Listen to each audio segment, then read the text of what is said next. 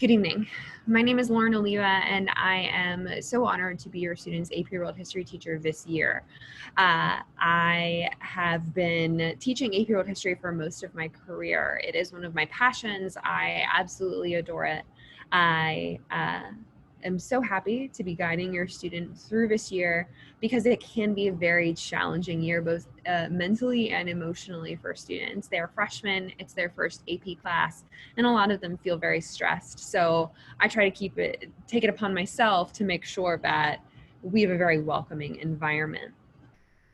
So let me go ahead and walk us through our back to school night presentation. So as I said, I'm Lauren Oliva. I have been teaching for the 10 years of my career. I spent the first 6 years of my career at Lake Howell High School in Seminole County, where I was lucky enough to be the 2017 Teacher of the Year and a top 3 finalist for High School Teacher of the Year out of the whole of Seminole County. I have been at Lake Highland for the last 4 years, and I'm so happy to be here. I was also honored to be the 2019-2020 winner of the Excellence in Teaching Award here at Lake Highland. I'm also Social Studies Department Chair as well. So I wear many hats, and here's a little bit more about me. So I am married to my high school sweetheart. We have one dog. His name is Indiana Jones because obviously I teach history. We had a pug named Gus Gus. Unfortunately, he passed away over the summer, so we were pretty devastated by that. 2020 is the year that definitely just keeps on giving. When my husband and I are not stuck in a pandemic, we really like to travel. We like to travel abroad. We've been to Italy several times and other places in Europe several times. And we just recently started traveling domestically as well. You can see in this image here we are out in Sedona. So we very much like to travel, right? Again, world history teacher, I have to kind of, ask him if he wants the lecture about where we are every time. It's gotten to be kind of a joke between us. So not only do I drag him around on travels, but I've also been blessed enough to take my students on travels as well. I'm lucky enough to have been to Greece and Rome with my students, to go to Amsterdam, Paris, and Bruges with my students, and to London and Oxford with my students, as well as Washington, D.C. So I really enjoy sharing the world with students, both in the classroom and in the real world, and it's been such a wonderful and fulfilling experience.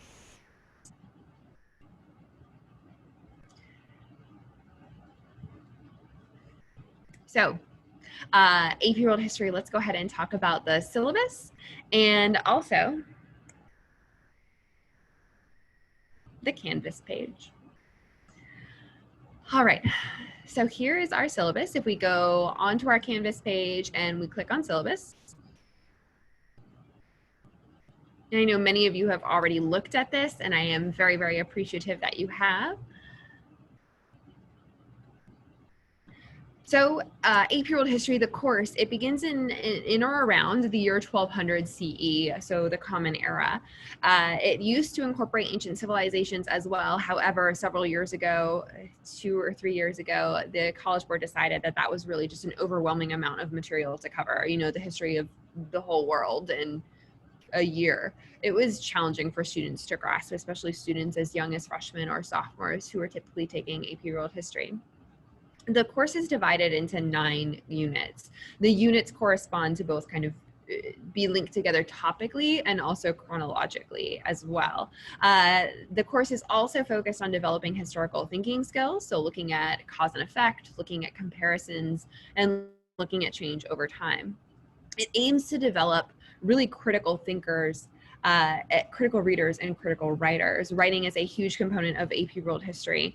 Often students talk about how much their writing really grew from the curriculum that the College Board has put together, and I'm very happy to help guide them through that process.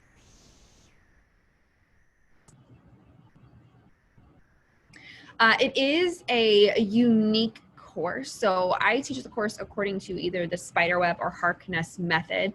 You may have heard of either one. The Harkness method is a method that's used at some of the most prestigious independent schools in the country. So for example, Phillips Exeter School in the Northeast uses it. And what it does is that it essentially focuses on the classroom being flipped in a way. So students read and take notes at home. They come to class with those notes, and then students discuss the material. They ask each other questions. They push each other's thinking, and they reach conclusions about what it is that they're studying. And it's so beautiful to watch them really own their learning.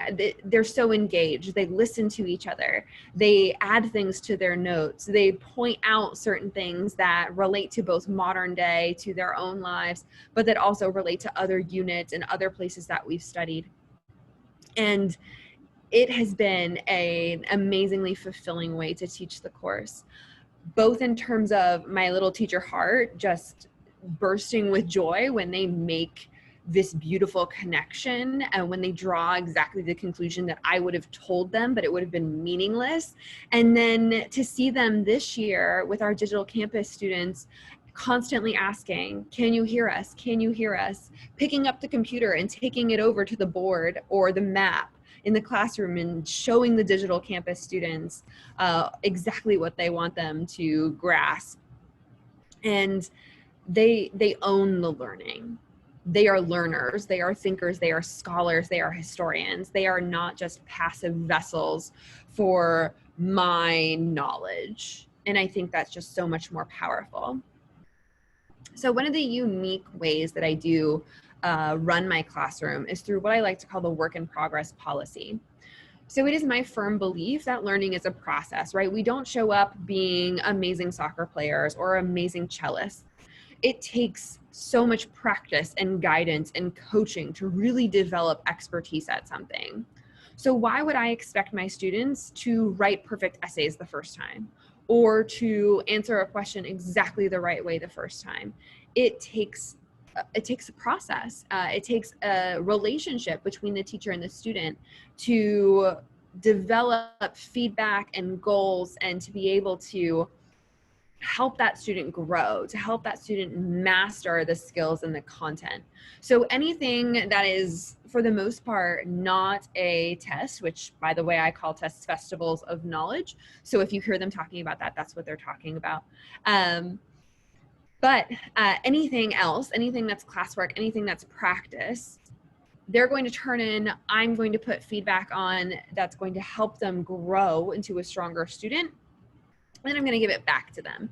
And they have the option, it's highly, highly encouraged, they have the option to take my feedback into account, rewrite it, fix it, adjust it, and then resubmit it in order to earn more points back on it. So that way it's this repetitive process, right? It's this reiterative process between me and the student, really helping to lift them up and help them grow, which is why we're here. So that's something to definitely encourage your students to take advantage of. I do want to talk about my office hours. So I have office hours on Mondays and Wednesdays after school from 2:45 to 3:30, and on Tuesdays and Thursdays before school from 7:45 to 8:30. Your students are welcome to come see me during those times or to make an appointment with me for another time if they have any questions, if they want to go over something that they've written, if they want more detail on any feedback that I've given them. They are very, very welcome to come during that time. I also briefly want to show you how the Canvas page is structured. That way, in the event that there's a crisis of memory and your student may not exactly know where something is, I want you to be familiar with it. So you can see how it's structured. Here's the unit, and then it has an introduction, and then it has what is happening each day of the week that we meet through class. There are things that we just need to reference in class, and then there's also what is important for essentially their grade. So submit in all caps means this is something that we're going to start in class and that needs to be submitted. Homework due today, that's something that they need to have ready for homework, and typically it's notes.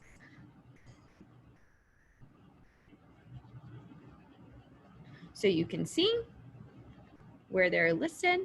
There should be a video there. We have been having some issues with that. So let's go ahead and wrap it up. So once again, it's my honor and my pleasure to guide your students through this year. I got to know them over the summer, and they have impressed me so much. I've already spoken to several of you about just how impressed I am with these students.